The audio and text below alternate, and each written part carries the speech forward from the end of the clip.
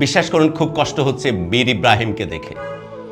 মীর ইব্রাহিমকে দেখে কষ্ট হচ্ছে, মনে হচ্ছে যে আমাদের নিজের অস্তিত্ব সংকটে পড়ে যাবে যদি রেমিটেন্স যোদ্ধা মীর ইব্রাহিমের মতো সৌদি প্রবাসী, যিনি ইলেকট্রিশিয়ান বা ইলেকট্রিকের কাজ করেন এবং ইলেকট্রিকের কাজ করতে গিয়ে অগ্নিদগ্ধ হয়ে তার হাত এবং মুখ পুরোটা ঝলসে গেছে।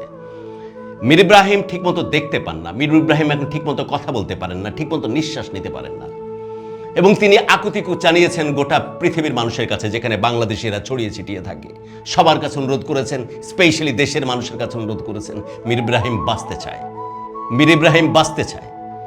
এবং বিশ্বাস করুন মীর ইব্রাহিমের প্রতি যে আবেগ, মীর ইব্রাহিমের প্রতি যে আমাদের যে মেন্টাল অ্যাটাচমেন্ট, এই কথাগুলো যখন বলতেছি তখন আখেরে কিন্তু নিজের কথা চিন্তা হচ্ছে। বিশ্বাস করুন অর্থনৈতিক মুক্তিযোদ্ধা হিসেবে সবার আগে যাদেরকে এগিয়ে রাখতে হবে তারা হচ্ছে রেমিটেন্স যোদ্ধা। কি পরিমাণ প্রাণান্তকর পরিশ্রম করে রেমিটেন্সের টাকায় বাংলাদেশের অর্থনীতিকে তারা সচল রেখেছে। এই ফিসক্যাল ইয়ারে 2025 জুলাই থেকে 2026 জুন পর্যন্ত $35 বিলিয়ন রেমিটেন্স পাঠিয়েছে রেমিটেন্স যোদ্ধারা। এটা বিশাল অঙ্ক। বাংলাদেশের জিডিপির 5 থেকে 6% কন্ট্রিবিউট হয় এই রেমিটেন্স যোদ্ধাদের পাঠানো টাকার উপরে।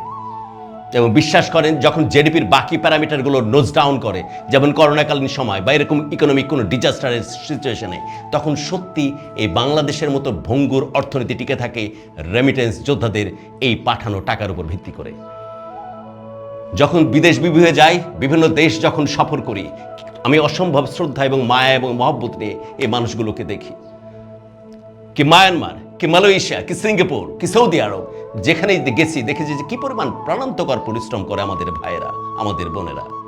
স্পেশালি অড জব বলতে যে মানুষগুলো যে জিনিসটা বোঝে, সৌদি আরবে 55 ডিগ্রি টেম্পারেচারে যেখানে একটা ডিম কোনো রকমের আগুন ছাড়াই সিদ্ধ হয়ে যায়, সে জায়গাতে আমার ভাইয়েরা সিদ্ধ হয়, তাদের রক্ত পানি হয়, তাদের ওখান থেকে ঘাম বাইর হয় না, বরং তাদের রক্ত পানি হয়ে যায় এই পরিশ্রমে। তারপর প্রাণান্তকর পরিশ্রম করতে থাকে তাদের পরিবারকে বাঁচানোর জন্য।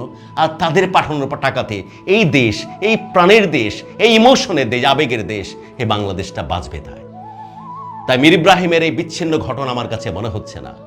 এই যে বিদেশ বিভুঁয়ে থেকে আমাদের জন্য, আমাদের আত্মীয় স্বজনের জন্য, আমাদের দেশের জন্য যে রেমিটেন্স যোদ্ধারা কষ্ট করে, তাদের যখন আকুতি জানায় যে আমি বাঁচতে চাই, আমাকে বাঁচান, আপনারা আমাকে সাহায্য করেন, আমার পাশে দাঁড়ান, তখন মনে হয় যে আমাদের জন্য একটা নৈতিক দায়িত্ব হয়ে যায় মীর ইব্রাহিমরা যেন মরে না যায়, মীর ইব্রাহিমরা যেন হেরে না যায়।